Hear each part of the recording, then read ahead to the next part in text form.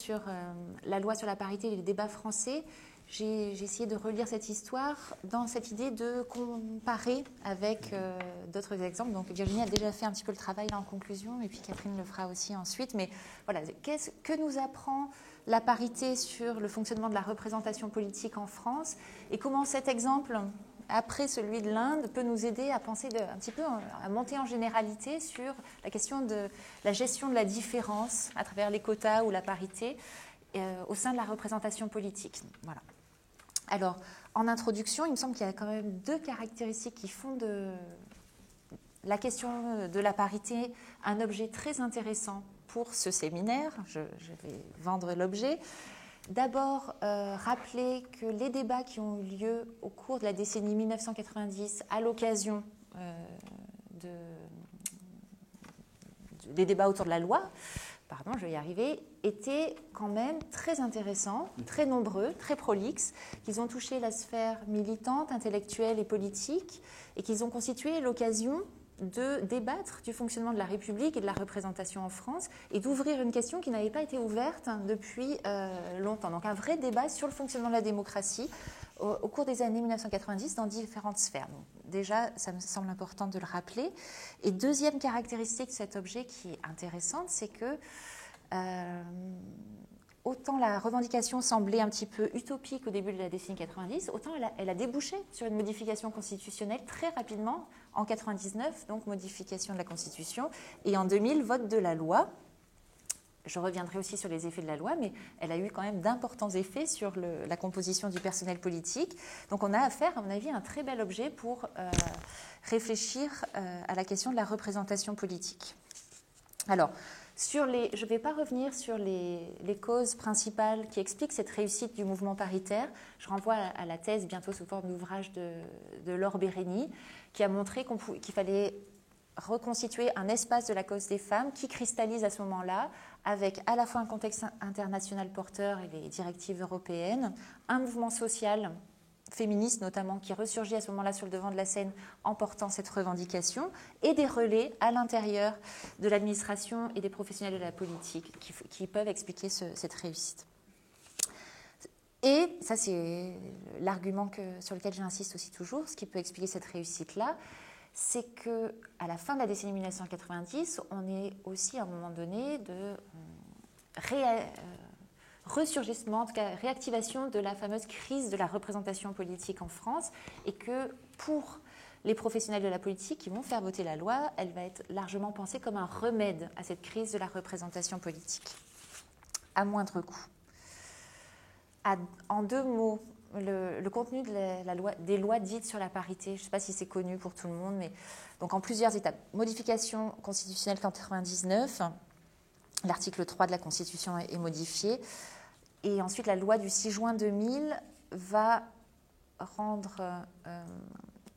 il y a plusieurs dispositions. Sur tous les scrutins de liste, la parité est obligatoire, donc municipale, régionale, délégation française au Parlement européen. À partir de 2007, elle devient strictement obligatoire. Donc on est obligé d'avoir des listes alternées pour qu'elles soient recevables. Ça, c'est donc pour les assemblées élues au scrutin de liste. Et pour les assemblées législatives, la loi prévoit des pénalités financières assez lourdes pour les partis qui présentent un écart entre les candidats des deux sexes de plus de 2%. Donc voilà, ça c'est la loi. Et pour les conseils généraux, une seule chose était prévue jusque-là, c'était le suppléant d'un conseiller général doit forcément être de sexe différent.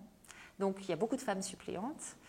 Et lorsque le candidat meurt, ou l'élu meurt, ou lorsque désormais il doit démissionner en raison du cumul des mandats, par exemple, c'est obligatoirement sa suppléante qui occupe le poste. Je ne sais pas si vous avez vu que dans le rapport Jospin, qui vient de sortir et qui est discuté là, il y a une proposition donc, pour interdire complètement le cumul des mandats, mais il y a une proposition, si elle passe, ça va être incroyable, c'est rendre obligatoire pour l'élection aux conseillers généraux une parité par ticket. C'est-à-dire que dans chaque circonscription qui vont être redécoupées à cette occasion, les partis devront présenter un homme et une femme. Donc les conseils généraux, qui sont à l'heure actuelle encore un bastion masculin très préservé, deviendraient paritaires. Si ça passe, ça va obliger on va être obligé de revoir tous nos travaux et nos conclusions, parce que ça va quand même bousculer un petit peu le fonctionnement du champ politique. Alors, ce que je voudrais essayer de faire, c'est 12 ans après le vote de la loi, essayer d'en faire un petit bilan, en revenant d'abord quand même sur les débats et sur les arguments qui ont été échangés. Alors pas forcément dans le détail, mais j'essaierai de montrer quand même ce qui a été discuté et ce qui constitue un peu une spécificité française, ou pas.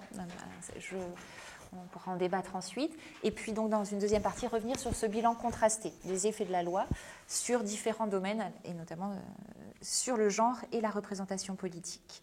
Alors d'abord les débats. Il me semble qu'il y a eu des débats très intéressants, à la fois en ce qui concerne le genre et en ce qui concerne la représentation politique en France. Alors d'abord, du point de vue du genre, un des principaux acquis des débats des années 1990 autour de la parité, et qu'on oublie souvent, c'est quand même d'avoir largement démontré et publicisé le caractère discriminant de la République française. C'est à ce moment-là que sont publiés des travaux majeurs qui vont être discutés dans l'espace public. Je pense par exemple à l'ouvrage de Geneviève Fraisse en 1995 qui s'intitule « Le muse de la raison, démocratie et exclusion des femmes ». Voilà, c'est la première fois qui a explicité et travaillé aussi clairement le lien entre modernité politique et exclusion des femmes, entre fondement de la République française et exclusion des femmes. Et ensuite, beaucoup d'autres vont travailler avec elle, Michel Rio-Sarcey, Lénie Varicas, John Scott, et vont systématiser ce point de vue. Mais ce qui paraît une évidence aujourd'hui, on a hérité de cette histoire, on sait que la République française se fonde sur l'exclusion des femmes, mais c'est bien dans les années 1990, à l'occasion des débats sur la parité, que beaucoup de publications sortent ces questions-là, je pense, d'une micro-société intellectuelle. Alors, en deux mots, sur le muse de la raison et la thèse de Geneviève Fraisse, c'est de montrer comment la République s'est structurée d'un partage entre les sexes, où les femmes donc, ont été exclues de la chose publique, de la res publica, au moment de la Révolution française. Et ce qui est intéressant chez Geneviève Fraisse, c'est qu'elle fait l'hypothèse que cette exclusion-là perdure encore à la fin du XXe siècle, qu'on a accepté d'inclure les femmes dans la citoyenneté politique de manière très décalée, mais qu'on continue à vouloir les exclure de la représentation. La thèse de Geneviève Fraisse, c'est de dire on accepte les femmes au gouvernement, on a beaucoup plus de mal à les accepter dans la représentation. Et selon elle, il y a une survivance de la loi salique dans la République française. Voilà, je le résume très rapidement. Mais je vais passer plus de temps sur l'ouvrage de John Scott de 1998 qui s'intitule « La citoyenne paradoxale », parce que pour moi, c'est une des meilleures synthèses de l'histoire de la République relue au prisme du genre. Alors, elle a mis en évidence la manière dont la référence aux différences naturelles entre les sexes a justifié l'exclusion des femmes de la citoyenneté politique. C'est bien l'universalisme de la différence des sexes qui a prévalu sur l'universalisme de l'individu abstrait.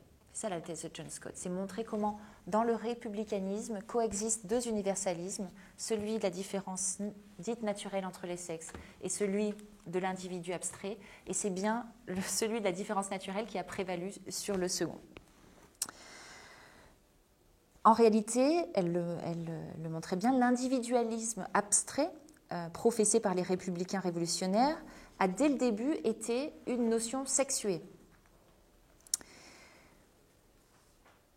Et si l'individu abstrait se voulait une notion permettant l'inclusion universelle, dans le contexte où on lutte contre les hiérarchies et les privilèges des régimes monarchiques et aristocratiques, cet individualisme abstrait a aussi servi à exclure celles qui n'étaient pas reconnues comme individus, puisqu'elles différaient de la figure de l'être humain.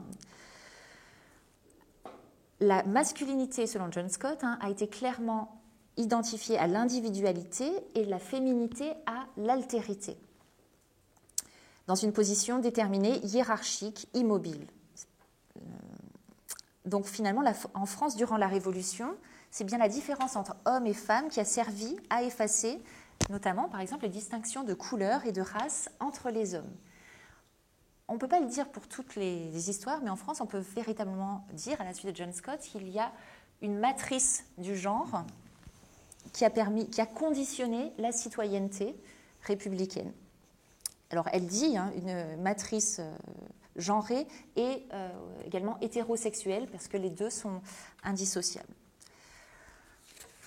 Alors, je ne vais pas tout reprendre dans le détail, mais c'est dénonciation du mythe de l'individualisme abstrait.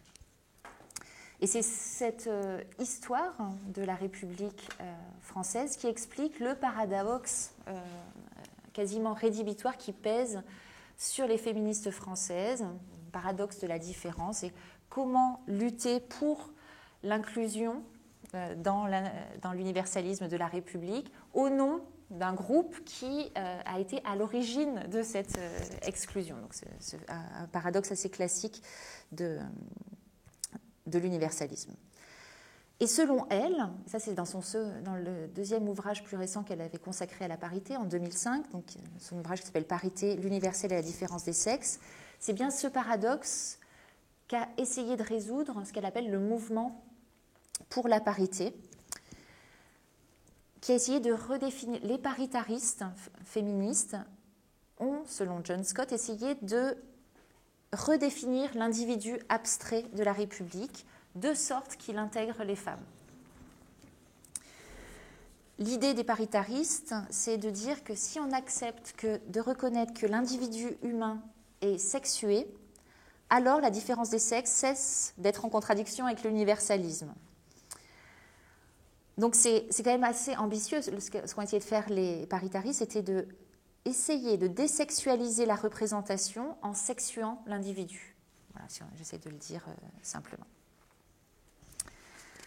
Alors, ça c'était l'argumentation audacieuse des féministes paritaristes, mais vous le savez, ce n'est pas l'argument qui l'a emporté ni au sein du débat public, ni au sein des assemblées parlementaires. L'argument qui l'a plutôt emporté, c'est d'établir la parité au nom d'une différence qui transcenderait toutes les autres, c'est-à-dire la différence des sexes, ou alors donner des droits aux femmes en tant que femmes, un argument un petit peu essentialiste. Ce sont les deux arguments qui l'ont emporté. Alors, voilà les débats du point de vue du genre, ce qu'ils ont conduit à mettre au jour, donc le caractère exclusif de la République et la manière dont le genre a servi à justifier et fonder la citoyenneté et la représentation. Alors, du point de vue de la représentation, que nous ont appris ces débats sur la parité, ce qui a été interrogé et remis sur le devant de la scène, c'est quand même bien cette question du lien entre représentants et représentés dans les démocraties occidentales qui a été questionnée. Et notamment, un des arguments incontournables des débats sur la parité, c'était l'argument d'identité, le fameux principe d'identité travaillé par Bernard Manin, où on a demandé l'établissement de la parité au nom d'une représentation qui serait l'image fidèle du peuple, de la représentation miroir. Alors cette inscription dans le long débat sur les conditions d'incarnation de la représentation, elle a été repérée par les théoriciens de la représentation en France, et notamment par Pierre Rosanvallon, qui a comparé dans